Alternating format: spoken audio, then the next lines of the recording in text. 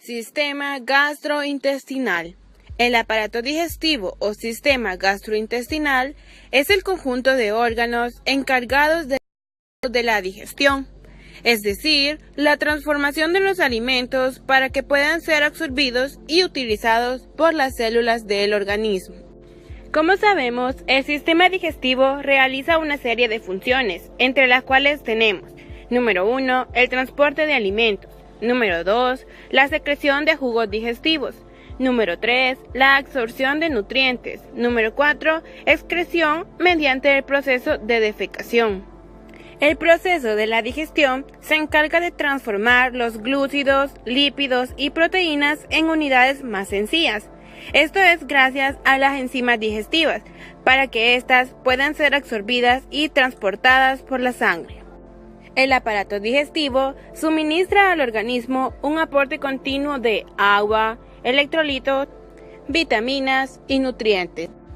Para esto se requieren diversas actividades, entre ellas tenemos: número 1, el tránsito de los alimentos a lo largo de todo el tubo digestivo; número 2, la secreción de los jugos digestivos y la digestión de los alimentos; número 3, la absorción de los productos digeridos, el agua, las vitaminas y los distintos electrolitos; número 4, la circulación de la sangre por las vísceras gastrointestinales para transportar las sustancias absorbidas; y número 5, el control de todas estas funciones por los sistemas locales, nerviosos y hormonales. Como sabemos, el tubo digestivo está compuesto por diferentes órganos, cada uno de ellos ejerciendo funciones específicas. Entre algunas partes tenemos la boca. Como sabemos, la boca es la cavidad por donde entran los alimentos al organismo. En la boca comienza la digestión, donde los alimentos son triturados por los dientes y humedecidos por la saliva. La faringe es un tubo muscular que comunica el aparato digestivo con el respiratorio.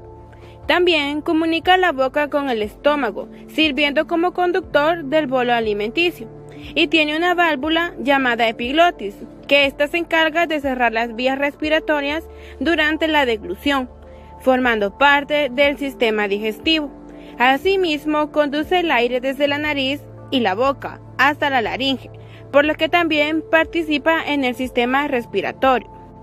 El esófago es un tubo muscular que comunica la faringe con el estómago.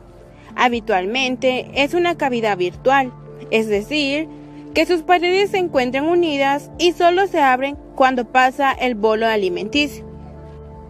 Estómago es un órgano muscular y uno de los órganos principales del sistema digestivo. Tiene forma de saco y ahí se realizan múltiples procesos digestivos. La principal de ellas es la descomposición de los alimentos. Por su parte superior se comunica con el esófago y por su parte inferior con el intestino en una sección llamada píloro. Esta comunicación se realiza por medio de unas aberturas musculares que controlan la entrada y la salida del alimento llamados esfínteres. El hígado es la glándula más grande dentro del cuerpo humano. Es un órgano que libera sustancias químicas que dan órdenes a otros órganos del cuerpo. Tiene forma triangular y pesa alrededor de 1,5 kilos. Tiene muchas funciones, entre ellas intervenir en el metabolismo de los nutrientes, fabricando enzimas, protombina, entre otras sustancias químicas. También se encarga de formar y conducir la bilis. El páncreas es un órgano que participa activamente en el sistema digestivo, pero además tiene la función de regular los niveles de glucosa en el cuerpo. Esta víscera vierte en el duodeno el jugo pancreático que produce, que es indispensable para la digestión de los alimentos. Otra parte es el intestino delgado, que es un tubo muscular en donde se realiza la absorción de los alimentos. También comunica el estómago con el intestino grueso. Está formado por 3 porciones: duodeno, yeyuno e íleon. Las funciones principales del intestino delgado son la de determinar la digestión del quimo, absorber agua, sales, hidratos de carbono, grasas, proteínas y las vitaminas necesarias. Además, conduce el sobrante de la comida que el cuerpo no necesita al intestino grueso. Y por último, tenemos el intestino grueso, que es un órgano con estructura del tubo muscular que forma parte del sistema digestivo. Este mide 1,5 metros de largo aproximadamente y de 3 a 7 centímetros de diámetro según la zona. Se dice que es el encargado de preparar los restos de la digestión para su eliminación y expulsarlos al exterior por medio del ano. Ahora hablaremos un poco sobre la pared intestinal, que esta es la que se encarga de rodear el lumen del tracto digestivo. La pared intestinal está formada de adentro hacia afuera por las siguientes capas: mucosa, submucosa, capa muscular lisa circular, capa muscular lisa longitudinal y capa serosa o adventicia. Ahora conoceremos un poco sobre la actividad eléctrica del músculo liso gastrointestinal. Se conoce que el músculo liso gastrointestinal se excita por la actividad eléctrica intrínseca lenta y casi continua que recorre las membranas de las fibras musculares. Esta actividad posee 2 tipos básicos de ondas eléctricas, entre las cuales tenemos las ondas lentas y potenciales en espigas. Hablaremos principalmente sobre las ondas lentas. Como sabemos, casi todas las contracciones gastrointestinales son rítmicas y este ritmo está determinado fundamentalmente de la frecuencia de las llamadas ondas lentas, del potencial de membrana del músculo liso. Estas ondas no son potenciales de acción, sino que constituyen cambios lentos y ondulantes del potencial de membrana en reposo. Su intensidad puede variar entre 5 y 15 milivoltios. No se conoce con exactitud el origen de las ondas lentas, pero parece que podría deberse a interacciones complejas entre las células musculares lisas y unas células especializadas, llamadas células intersticiales de Cajal, que se cree actúan como marcapasos eléctricos para las fibras musculares lisas. Y por último tenemos los potenciales en espigas, que estos son verdaderos potenciales de acción. Se generan automáticamente cuando el potencial de reposo de la membrana del músculo liso gastrointestinal alcanza un valor más positivo que menos 40 milivoltios. Sistema nervioso entérico. Como sabemos, el tubo digestivo tiene un sistema nervioso propio, llamado sistema nervioso entérico, que se encuentra en su totalidad en la pared, desde el esófago hasta el ano. El número de neuronas de este sistema entérico es de unos 100 millones, casi igual al de toda la médula espinal. Este sistema nervioso entérico tan desarrollado sirve sobre todo para controlar los movimientos y secreciones gastrointestinales. El sistema nervioso entérico está formado en esencia por 2 plexos: el plexo mientérico de Auerbach y el plexo submucoso o de Meissner. El plexo mientérico de Auerbach es el plexo externo, situado entre las capas musculares longitudinal y circular. Su función principal es controlar los movimientos gastrointestinales. Plexo submucoso o de Meissner es el plexo más interno, cuya función principal es controlar la secreción y el flujo sanguíneo. Ahora mencionaremos los tipos de neurotransmisores secretados por las neuronas entéricas. Entre los principales neurotransmisores tenemos acetilcolina, cuya función es estimular la actividad gastrointestinal. Noradrenalina, cuya función es inhibir la actividad gastrointestinal. También tenemos el trifosfato de adenosina, la serotonina, la dopamina, la colecistocinina, la sustancia P, entre otras. Reflejos gastrointestinales. La disposición anatómica del sistema nervioso entérico y sus conexiones con los sistemas simpáticos y parasimpáticos mantienen tres tipos de reflejos gastrointestinales esenciales para el control gastrointestinal. Entre ellos tenemos los reflejos integrados por completo dentro del sistema nervioso de la pared intestinal. Estos reflejos incluyen lo que controlan la secreción digestiva, el peristaltismo, las contracciones de mezcla, los efectos de inhibición locales, etc. También tenemos los reflejos que van desde el intestino a los ganglios simpáticos prevertebrales, desde donde vuelven al tubo digestivo. Y por último, tenemos los reflejos que van desde el intestino a la médula espinal o al tronco del encéfalo, para así volver después al tubo digestivo. Control hormonal de la motilidad gastrointestinal. Las hormonas gastrointestinales son liberadas en la circulación portal y ejercen acciones fisiológicas en células diana, con receptores específicos por la hormona. Los efectos de las hormonas persisten después incluso de que todas las conexiones nerviosas entre el lugar de liberación y el de acción hayan sido separadas. A continuación, se exponen las acciones de cada hormona gastrointestinal, así también los estímulos para la secreción y los lugares en los que se produce esta secreción. También es necesario conocer los tipos funcionales de movimientos en el tubo digestivo. El tubo digestivo tiene dos tipos de movimientos específicos. Número 1, movimiento de propulsión. Es aquel que se encarga de producir el desplazamiento de los alimentos a lo largo de este a una velocidad adecuada para digestión y absorción.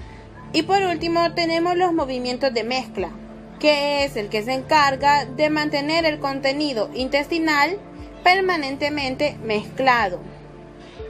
Es importante conocer que el sistema digestivo mide aproximadamente de 8 a 9 metros, entre la boca, el esófago, estómago, intestino delgado y intestino grueso.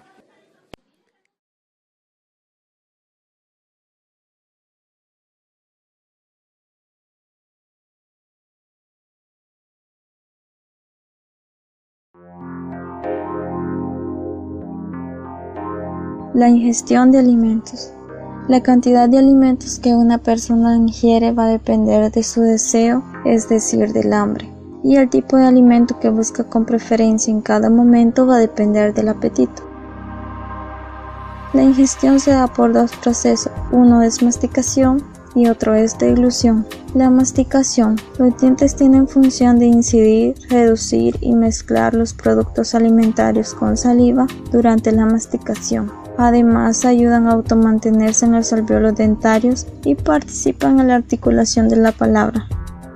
Los adultos poseen 32 dientes permanentes, que están divididos en 8 dientes incisivos, que su acción es cortar, 4 caninos, que su acción es rasgar el alimento, 12 molares que se encargan de triturar el alimento y 8 premolares que ayudan a los caninos en el desgarre y a los molares en la trituración de los alimentos.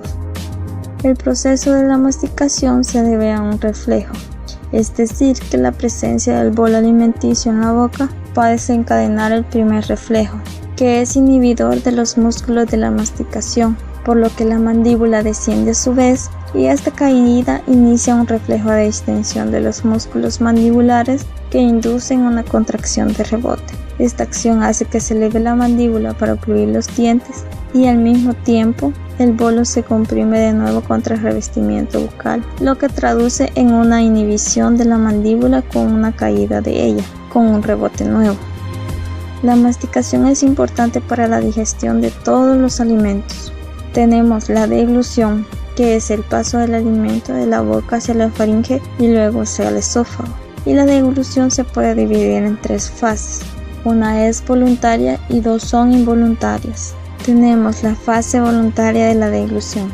Esta se da cuando los alimentos se encuentran preparados para ser deglutidos, es decir, que el bolo se desplaza voluntariamente en sentido posterior en dirección a la faringe. A partir de este momento, la deglución pasa a ser un proceso totalmente automático y no se puede detener. Tenemos la fase faringea involuntaria de la deglución. Cuando el bolo alimenticio penetra la parte posterior de la boca, el paladar blando se eleva para taponar las goanas e impedir el flujo de alimentos hacia las fosas nasales. Los pliegues palatofaringeos se desplazan hacia la línea media y forman una hendidura sagital, que esta solo permite el paso de alimentos bien masticados.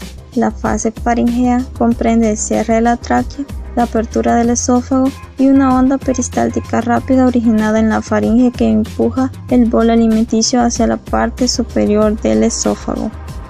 La fase esofágica de la deglución.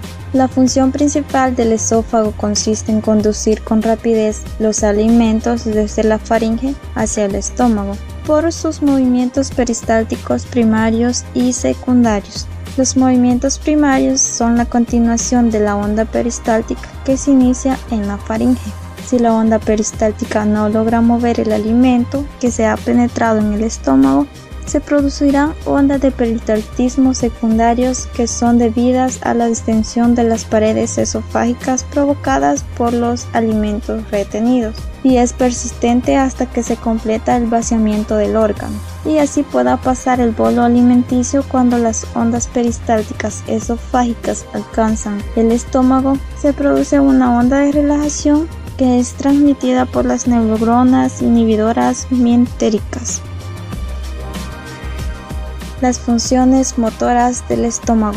El almacenamiento de grandes cantidades del alimento hasta que se puedan ser procesadas en el estómago, duodeno y el resto del intestino. Mezcla los alimentos con las secreciones gástricas hasta formar una papilla semilíquida llamada quimo, y el vaciamiento lento del quimo desde el estómago al intestino delgado a un ritmo adecuado para que pueda ser absorbido y digerido.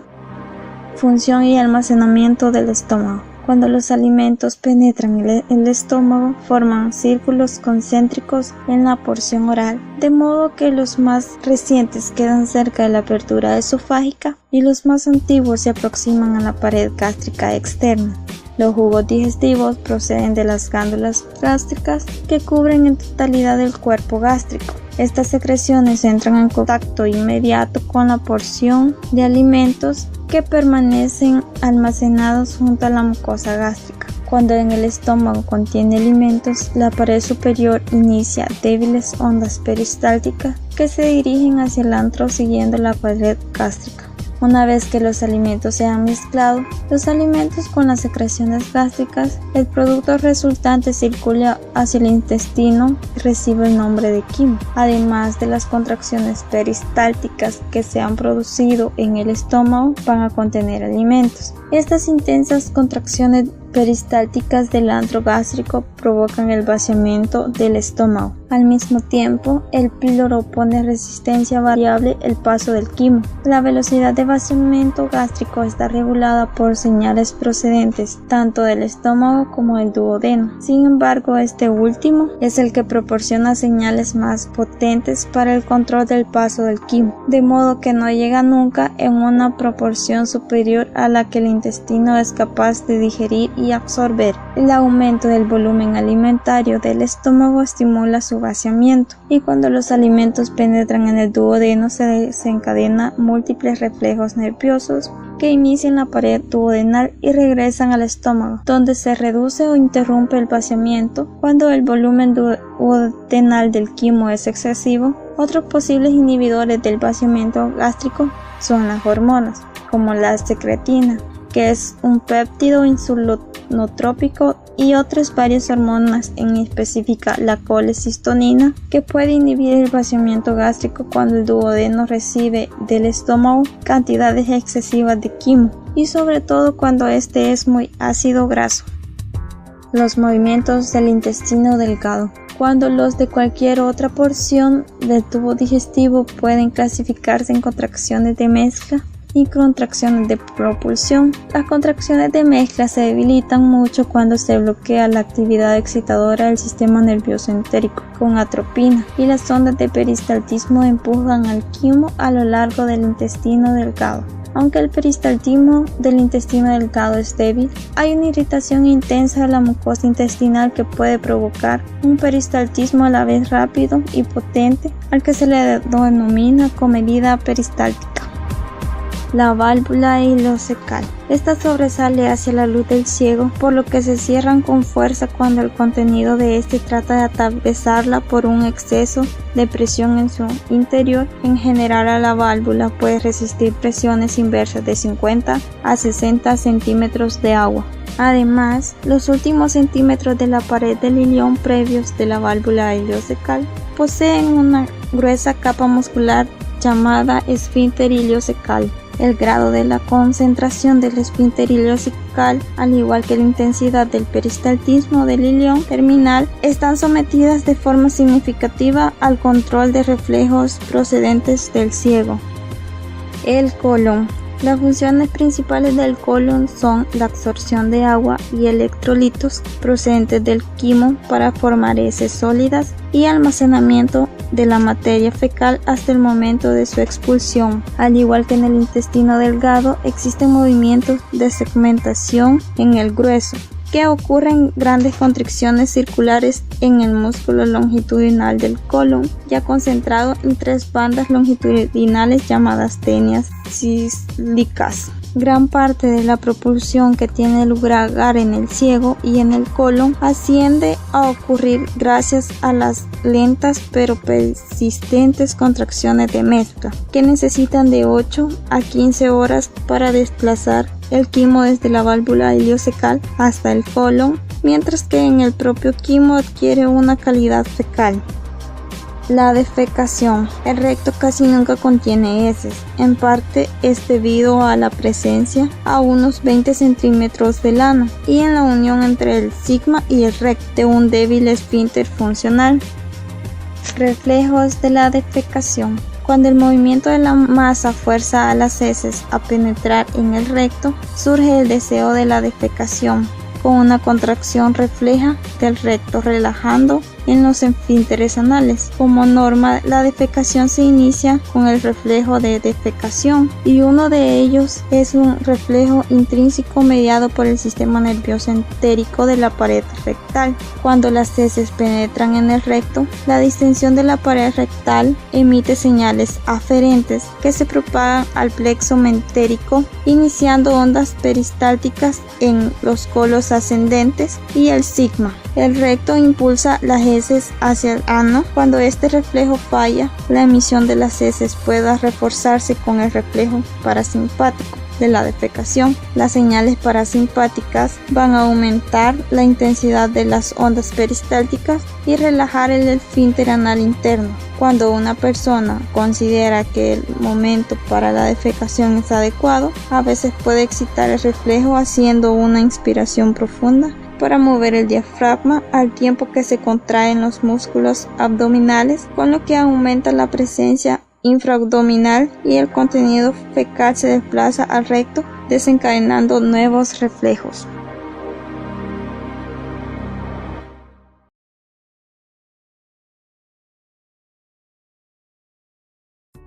Funciones secretoras del tubo digestivo. En toda la longitud del tubo digestivo, las glándulas secretoras cumplen 2 misiones fundamentales, que son desde la boca hasta el extremo distal del ilion. Secretan enzimas digestivas. Las glándulas mucosas distribuidas desde la boca hasta el ano aportan moco para la lubricación y protección de todas las regiones del tubo digestivo. Existen varios tipos de glándulas que proporcionan las diversas secreciones. La superficie del epitelio de la mayor parte del tubo digestivo posee miles de millones de glándulas mucosas, unicelulares llamadas células mucosas, que expulsan su moco directamente hacia la superficie epitelial. Muchas zonas superficiales del tubo digestivo están cubiertas por depresiones que representan invaginaciones del epitelio hacia la submucosa. En el intestino delgado, estas depresiones, llamadas criptas de Lieberkühn, son profundas y contienen células secretoras especializadas. El estómago y la parte proximal del duodeno poseen un gran número de glándulas tubulares profundas. Las glándulas salivales y el páncreas están formados por glándulas acinares, localizadas fuera de las paredes del tubo digestivo, por lo que difieren de las demás glándulas digestivas. La presencia de los alimentos en un determinado segmento del tubo digestivo suele estimular a las glándulas de esta zona y de otras adyacentes para que secreten cantidades moderadas de jugos digestivos. Los tipos de estímulo que activan el sistema entérico son la estimulación táctil, la irritación química, la distensión de la pared intestinal. La estimulación parasimpática aumenta la velocidad de secreción. Los nervios parasimpáticos del tubo digestivo aumentan la velocidad de secreción glandular. Este aumento sucede en especial con las glándulas de la parte proximal que se encuentran inervadas por los nervios parasimpáticos glosofaringeo y vago y que comprenden las glándulas salivales, las esofágicas, las gástricas, el páncreas y las glándulas de Brunner del duodeno. Igual ocurre con las glándulas de la porción distal del intestino grueso, que son inervadas por los nervios parasimpáticos pélvicos. En el estómago y el intestino, varias hormonas gastrointestinales ayudan a regular el volumen y el carácter de las secreciones. Estas hormonas se liberan en la mucosa gastrointestinal como respuesta a la presencia de alimentos en la luz del tubo digestivo, para absorberse y pasar luego a la sangre, que las transporta hasta las glándulas, donde estimulan la secreción. Este tipo de estímulo actúa sobre todo incrementando la producción de jugo gástrico y de jugo pancreático tras la llegada de alimentos al estómago o al duodeno. Químicamente, las hormonas gastrointestinales son polipéptidos. Secreción de sustancias orgánicas. Los nutrientes necesarios para la formación de la secreción deben difundir o transportarse de forma activa desde la sangre de los capilares hasta la base de las células glandulares. Muchas mitocondrias localizadas dentro de la célula y cerca de su base utilizan la energía oxidativa para la formación del trifosfato de adenosina, ATP. La energía del procedente del ATP, junto con el sustrato adecuado aportado por los nutrientes, se utiliza para la síntesis de las sustancias orgánicas secretadas. Esta síntesis tiene lugar casi exclusivamente en el retículo endoplásmico y en el aparato de Golgi de la célula glandular. Los ribosomas unidos al retículo son los responsables concretos de la formación de las proteínas secretadas. Los productos de la secreción se transportan a través de los túbulos del retículo endoplásmico y en unos 20 minutos cubren el trayecto hacia las vesículas del aparato de Golgi. Secreción de agua y electrolitos. Una segunda función de las glándulas es la secreción suficiente de agua y electrolitos, junto con las sustancias orgánicas. El moco es una secreción densa compuesta fundamentalmente por agua, electrolitos y una mezcla de varias glucoproteínas formadas por grandes polisacáridos unidos a cantidades mucho menores de proteínas. El moco muestra ligeras diferencias en las distintas partes del tubo digestivo, pero en todas ellas posee varias características importantes que la hacen un lubricante y protector de la pared gastrointestinal excelente. En primer lugar, tiene una cualidad adherente que permite fijarse con firmeza a los alimentos y a otras partículas, formando una fina capa sobre su superficie. En segundo lugar, posee la consistencia suficiente para cubrir la pared gastrointestinal y evitar casi todo contacto real entre las partículas de alimentos y la mucosa. En tercer lugar, Su resistencia al deslizamiento es muy escasa, por lo que las partículas se desplazan a lo largo del epitelio con suma facilidad. En cuarto lugar, el moco hace que las partículas fecales se adhieran entre ellas, creando masas fecales que se expulsan gracias a los movimientos intestinales.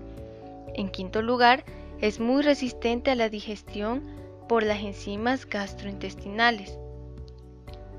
Y en sexto lugar, las glucoproteínas del moco poseen propiedades anfóteras, lo que significa que amortiguan pequeñas cantidades de ácidos o álcalis. Además, el moco suele contener cantidades moderadas de iones bicarbonato que neutralizan específicamente los ácidos. Secreción de saliva. La saliva contiene una secreción serosa y una secreción mucosa.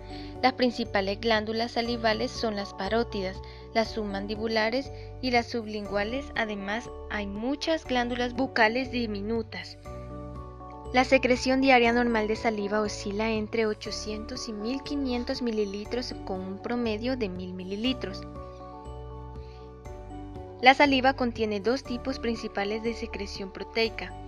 Una secreción serosa rica en ptialina, que es una enzima destinada a digerir los almidones, y una secreción mucosa con abundante mucina, que cumple funciones de lubricación y protección de la superficie. La saliva contiene sobre todo grandes cantidades de iones potasio y bicarbonato.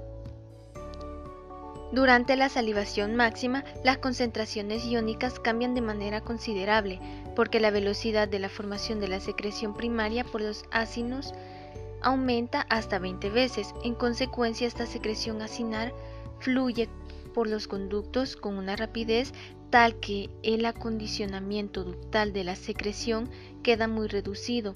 Por eso, cuando se secretan cantidades copiosas de saliva, la concentración de cloruro sódico en ella es de alrededor de la mitad o 2/3 partes de las que se encuentra en el plasma, mientras que la de potasio solo se eleva a 4 veces la del plasma.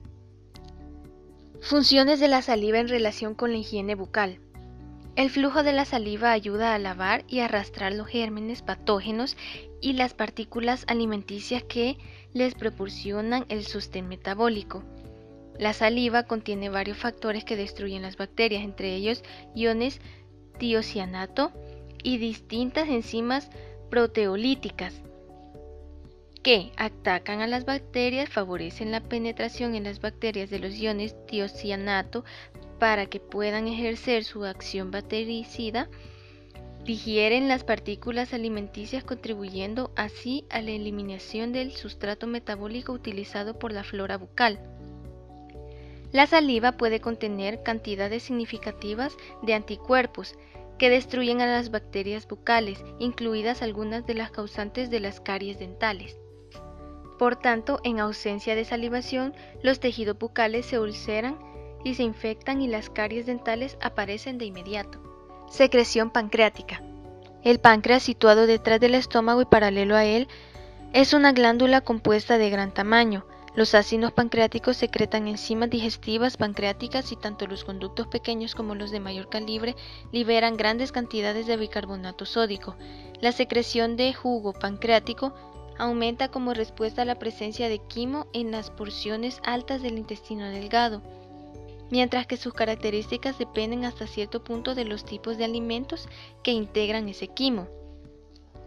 El páncreas también secreta insulina, pero el tejido pancreático que lo hace no es el mismo que secreta el jugo pancreático intestinal. La insulina que se secreta directamente hacia la sangre, no al intestino, por los islotes de Langerhans dispersos a modo de islas por el páncreas. Las enzimas proteolíticas más importantes del páncreas son la tripsina, la quimiotripsina y la carboxipolipeptidasa. La más abundante de todas ellas es con mucho la tripsina. La tripsina y la quimiotripsina degradan las proteínas completas o ya parcialmente digeridas a péptidos de diversos tamaños, aunque sin llegar a liberar los aminoácidos que lo componen. Por otra parte, los carboxipolipeptidasa fracciona algunos péptidos en sus aminoácidos individuales, completando así la digestión de gran parte de las proteínas hacia el estado final de los aminoácidos. Fase de la secreción pancreática. La secreción pancreática, al igual que la secreción gástrica, sucede entre fases: cefálica, gástrica e intestinal. Cefálica. Las mismas señales nerviosas de origen encefálico que producen la secreción gástrica estimulan la liberación de acetilcolina en las terminaciones nerviosas vagales del páncreas. Esta señalización se traduce en la secreción de cantidades moderadas de enzimas hacia los ácidos pancreáticos que aportan alrededor del 20% de la secreción total de enzimas pancreáticas después de una comida. Sin embargo, como la cantidad de agua y electrolitos secretados junto con las enzimas es escasa, fluye muy poca secreción desde los conductos pancreáticos hacia el intestino. Fase gástrica. La estimulación nerviosa de la secreción pancreática continúa y se añade otro 5 a 10% de enzimas pancreáticas secretadas después de una comida. No obstante, la cantidad que llega al duodeno sigue siendo escasa debido a la falta de secreción de líquido en cantidades significativas. Fase intestinal. Una vez que el quimo sale del estómago y penetra en el intestino delgado, la secreción pancreática se vuelve copiosa, sobre todo en respuesta a la hormona secretina. Una de las muchas funciones del hígado consiste en la secreción de bilis en cantidades que oscilan entre 600 y 1000 mililitros por día. La bilis ejerce dos funciones importantes. En primer lugar, desempeña un papel importante en la digestión y absorción de las grasas, no porque contengan ninguna enzima que las digiera, sino porque los ácidos biliares realizan dos funciones. Uno, ayudar a emulsionar las grandes partículas de grasa de los alimentos, a las que convierten en múltiples partículas diminutas que son atacadas por las lipasas secretadas en el jugo pancreático. Y dos, favorecen la absorción de los productos distales de la digestión de las grasas a través de la mucosa intestinal. En segundo lugar, la bilis sirve como medio para excreción de varios productos de desecho importantes procedentes de la sangre. Una de las secreciones del intestino delgado es la secreción de moco por las glándulas de Brunner en el duodeno. En la pared de los primeros centímetros del duodeno, especialmente entre el píloro gástrico y la ampulla de Vater, por donde los jugos pancreáticos y la bilis llegan al duodeno, existe un amplio conjunto de glándulas mucosas compuestas llamadas glándulas de Brunner. Estas glándulas secretan una gran cantidad de moco alcalino en respuesta a los estímulos táctiles o irritantes de la mucosa duodenal, la estimulación vagal que aumenta la secreción por la glándula de Brunner al mismo tiempo que la secreción gástrica, y las hormonas gastrointestinales, en especial la secretina. Digestión y absorción en el tubo digestivo. Los principios inmediatos para la sostenibilidad de la vida se clasifican como hidratos de carbono, grasas y proteínas, los cuales se exponen como los principales métodos de digestión de los hidratos de carbono, grasas y proteínas, y los mecanismos por los que se absorben los productos terminales de la digestión, agua y los electrolitos y otras sustancias. La digestión de los hidratos de carbono comienza en la boca y en el estómago. La saliva contiene la enzima betialina, una alfa-amilasa que hidroliza el almidón en maltosa y otros pequeños polímeros de glucosa. Antes de la deglución, se hidroliza menos del 5% del contenido amiloide de una comida. Sin embargo, la digestión prosigue en el estómago durante cerca de 1 hora antes de que el ácido gástrico bloquee la actividad de la amilasa salival. Con todo, la amilasa salival hidroliza hasta un 30-40% de los almidones y los convierte en maltosa. La secreción pancreática, como la saliva, contiene una gran cantidad de alfa-amilasa. La función de la alfa-amilasa pancreática es casi idéntica a la de la alfa-amilasa de la saliva, pero su potencia es varias veces mayor. En consecuencia, en cuanto el quimo llega al duodeno y se mezcla con el jugo pancreático, se digieren prácticamente todos los almidones. Los disacáridos, los pequeños polímeros de glucosa, se hidrolizan hacia monosacáridos por las enzimas del epitelio intestinal. El borde en cepillo de las microvellosidades contiene enzimas que escinden los disacáridos lactosa, sacarosa y maltosa y los pequeños polímeros de glucosa hacia sus monosacáridos elementales. La glucosa suele representar más del 80% de los productos finales de la digestión de los hidratos de carbono. La digestión de las proteínas comienza en el estómago. La capacidad de la pepsina para digerir el colágeno reviste especial importancia porque para las enzimas penetren en la carne y digieran las proteínas celulares hay que digerir las fibras de colágeno. La mayor parte de la digestión de las proteínas se debe a las acciones de las enzimas proteolíticas pancreáticas. Las proteínas que salen del estómago en forma de proteasas, peptonas y grandes polipéptidos se digieren por las enzimas proteolíticas del páncreas hacia dipéptidos, tripéptidos y algunos péptidos mayores. Un porcentaje muy reducido de proteínas son digeridas por los jugos pancreáticos para formar aminoácidos. La tripsina y la quimotripsina descomponen las moléculas de proteína en pequeños polipéptidos. La carboxipolipeptidasa escinde los aminoácidos de los extremos carboxílicos de los polipéptidos. La proelastasa origina la elastasa que, a su vez, digiere las fibras de elastina que sostienen la estructura de la carne. Los aminoácidos representan más del 99% de los productos digeridos de las proteínas. La digestión final de las proteínas en la luz intestinal corre a cargo de los enterocitos que tapizan las vellosidades. La digestión en el borde de cepillo y la digestión dentro del enterocito. Digestión de las grasas. La primera etapa en la digestión de las grasas es la emulsión por los ácidos biliares y la lecitina.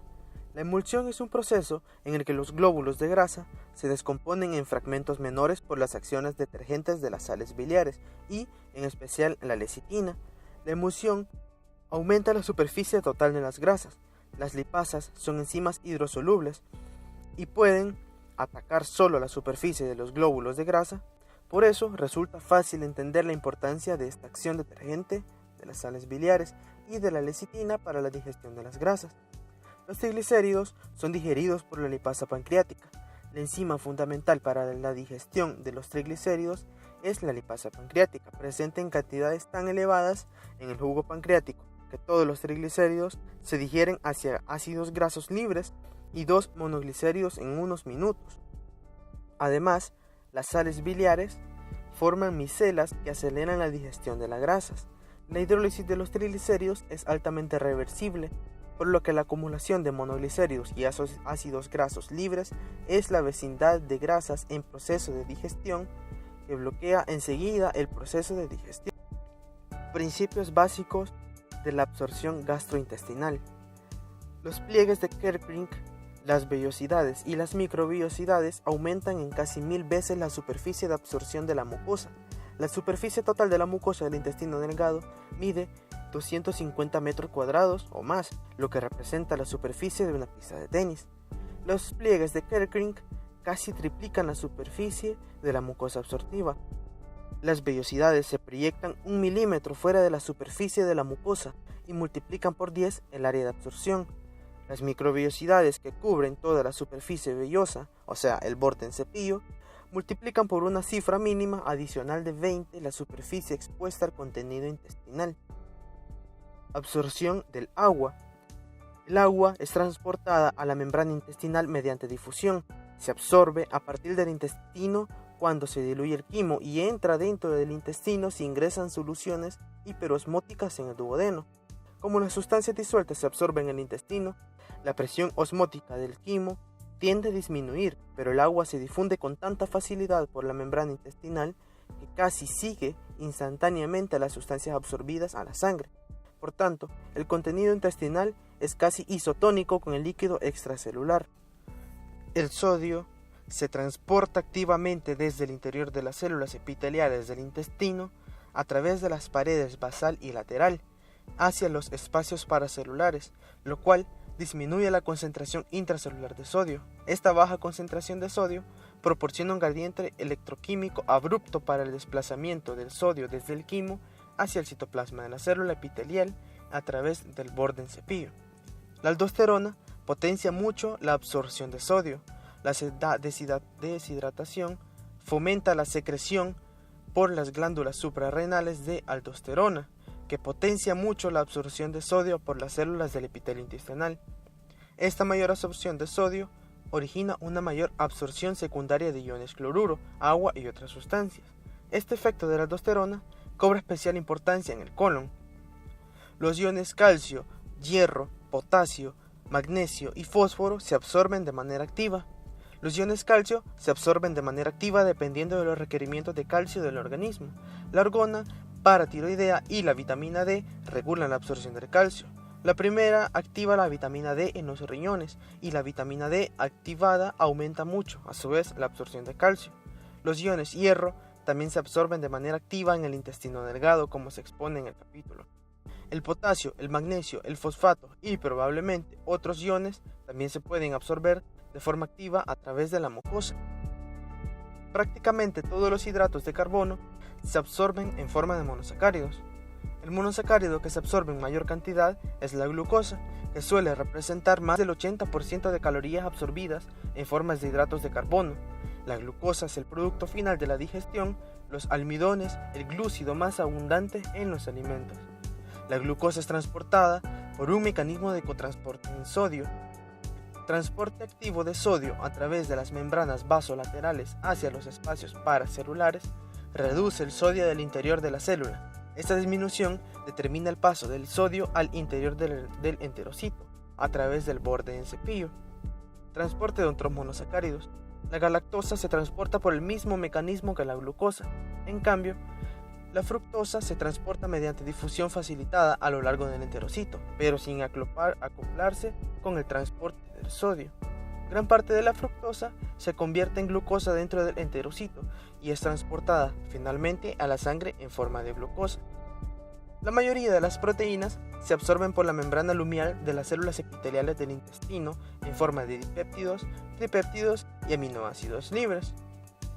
Los monoglicéridos y los ácidos grasos libres se difunden de manera pasiva al interior del enterocito a través de la membrana celular. Los lípidos son sustancias solubles en la membrana del enterocito. Después de entrar en el enterocito, los ácidos grasos y los monoglicéridos se recombinan en su mayor parte para crear nuevos triglicéridos. Algunos monoglicéridos son digeridos después hasta glicerol y ácidos grasos por una lipasa intracelular. Los triglicéridos no pueden atravesar por sí mismos la membrana del enterocito. Los kilomicrones son expulsados desde los enterocitos mediante exocitosis.